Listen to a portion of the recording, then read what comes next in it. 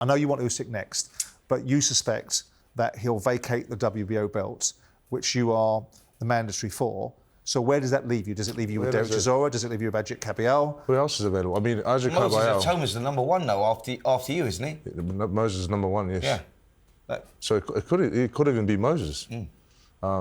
I do hope that Usyk doesn't vacate the belts and I can get the opportunity to test myself against the best, but you just don't know what's going to happen. But how does, I mean, do you have no control over your own destiny in this situation? Because ultimately, aren't you the mandatory for that belt? So somewhere along the line, isn't it somebody's job to tell you or you to tell them what you want and it subsequently manifests itself? I've already spoken to Frank and my manager and I've said, this is what I want. And what are they saying to you? What's Frank saying to you? I mean, we have to, I mean, it was what Usyk really wants. If he wants to keep the belt and unify and do it again for Undisputed, then he can. Yeah, but if he wants to vacate, it's really up to him what he wants to do. Well, you can't do anything until Usyk decides whether he's going to vacate or not. Until that deadline's up, no one can do anything, can they? What other options do we have? I mean, if he vacates... If he vacates, you go in as the mandatory against Moses, who's the #1. Yeah. That's the obvious fight. And what other options are there? What is... I suppose... There's Chisora, what else is there? Lawrence? Yeah. There's options out there. There's a lot of options out there. Yeah. When you take Moses now, would you? You'd want to fight Moses now? I mean, if it's forced, I'll take him. Yeah. But at the moment, no, not really.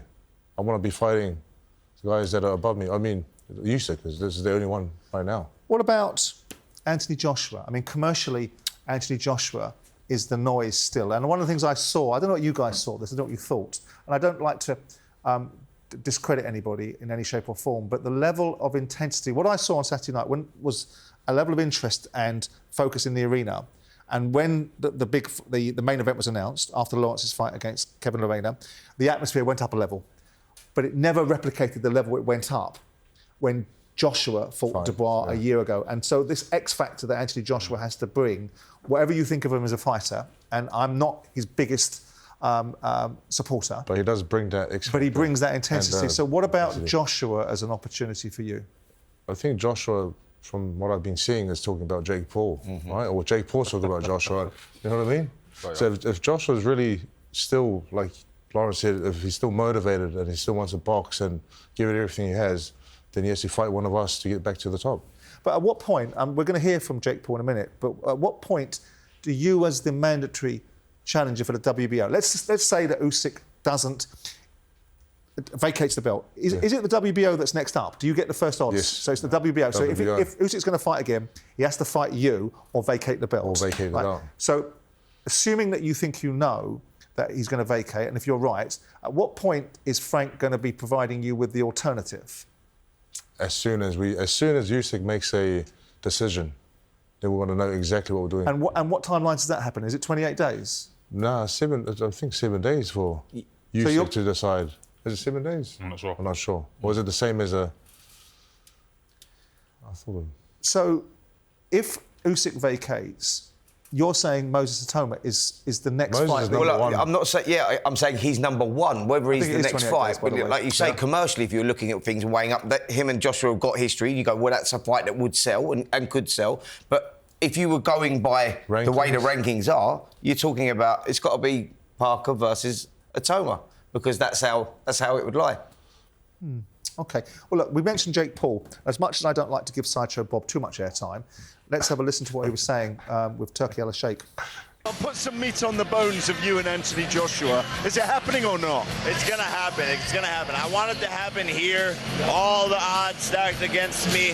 I believe that I will beat him and shock the world and create one of the biggest upsets in boxing history. Tyson Fury was saying he put $1 million on you beating Anthony Joshua. I seen that. He's backing me. He's a smart lad. Are you really talking about a fight between him and Anthony Joshua? Why not?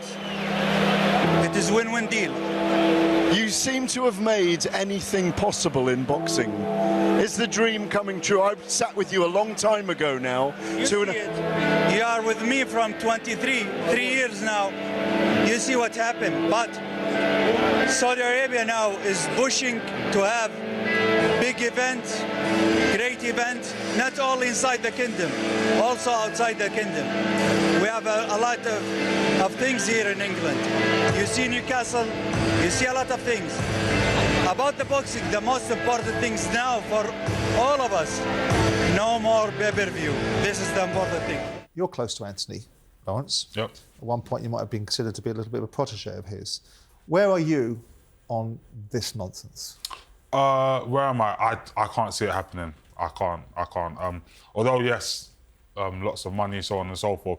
I can't see it. I just can't. It just obviously as someone who's been a unified heavyweight world champion going in against Jake Paul, it doesn't sit right. Yeah, and it's like I'm also talking from a health and safety factor. It's like he's maybe a cruiserweight. Yeah. I think Joshua's a very big, strong heavyweight, and if he turns it on, it's not just a risk of a knockout. It's a much bigger risk. So I can't see it personally, but it's good talking point, I guess. But I just can't see it. I was talking to someone in and around Anthony's camp yesterday, and they were talking about the damage it does to his legacy, and I think people forget things, and I think they forget what people do in years to come, and they'll remember what Anthony Joshua did. If he goes and fights, it's very easy for people to say, oh, you shouldn't take that fight because it damages your legacy. Jake Paul, whatever you think of him, right, brings a huge amount of commercial interest and a huge amount of revenue, right, which is why Turkey Al-Sheikh will be speaking about him, because it opens up a whole raft of other commercial opportunities. And it's very easy to turn around and turn your nose up at something. But if there's $150 million on this fight, Anthony Joshua goes in, pops him a few times in the face, walks out of 150 million quid. No one will remember the fact he fought Jake Paul. They'll remember the fact he knocked Klitschko out in Wembley in 2017. Totally agree with that. So I'm kind of, whilst I don't like it, and I don't like the way that Jake Paul gravitates to these brilliant athletes and like a moth sucks the life out of them because he gets a benefit of association, because I think they deserve all the association. But he is a and there is opportunity there, isn't there? Listen, commercially, of course it works because it'll be huge and there'll be a load of money on the table. And for Anthony Joshua, it's like sort of, he's going to get rewarded very well with no risk, minimal risk, no risk at all. He's going to go in there and he may then put all this stuff to bed with Jake Paul and calling out all these different champions, etc., etc. So, of course it works. And when you're talking about, the credibility that Joshua's going to get, he's not going to get none now, but are people going to remember that? Of course they're not. Like, when he goes on to do what he does, didn't Muhammad Ali have some sort of strange fight in the middle of his career? Didn't he box? Yeah, he did. He boxed some non-boxing guy and whatnot. Like, people don't remember that. That's what I'm saying. Look, us as boxers, we don't remember stuff like that. It was replicated in Rocky. So, he did a version of Fighting Thunderlips, didn't he? So we all know that happens. Absolutely. Before I move on to Lawrence, do you feel you've been dealt a poor hand? Pretty much, Joseph? yeah. I mean, you've gone in there, you've dealt with Deontay Wilder, and before people saw that Deontay was on decline, you hastened his decline. You dealt with Zhilei Zhang. Obviously, the Bakode situation was unfortunate because you should have been fighting Daniel Dubois. Why are you being dealt this sort of hand where the opportunity isn't presenting itself to you and you're not being able to fight for one round in 18 months? I do feel like it's a bad hand. They're being dealt a bad hand, and I feel like we're not, myself and the team, we're not priority. No, I am signed with Frank. Yeah. But there's just no real. Hopefully they can push it along. But I just feel like there's no real push. Are you too nice, Joe? Because you're one of the nicest fellas I've ever met, mate. And how can there be, like, when you're looking at like where you're ranked and the momentum that you've had and the wins that you've had, you go, surely like it makes sense, because any boxing fan that you see tweeting about anything or on Instagram or whatever, it's like your name pops up. Who's next? Joe Parker, Joe Parker, Joe Parker. So surely there's some commercial value there. I think I do think Frank is trying, but just since February, since the fight with Bakode, I've just been asking, just give me a fight. I want to fight. As a fighter, you want to fight 3, 4, 5 times a year. Obviously, that's not going to happen. But the more times you fight, the better it is for you. I mean, if anyone's going to resolve it, I mean, one thing that Frank does is make great fights, isn't he? And matches heavyweights. Fights, yeah.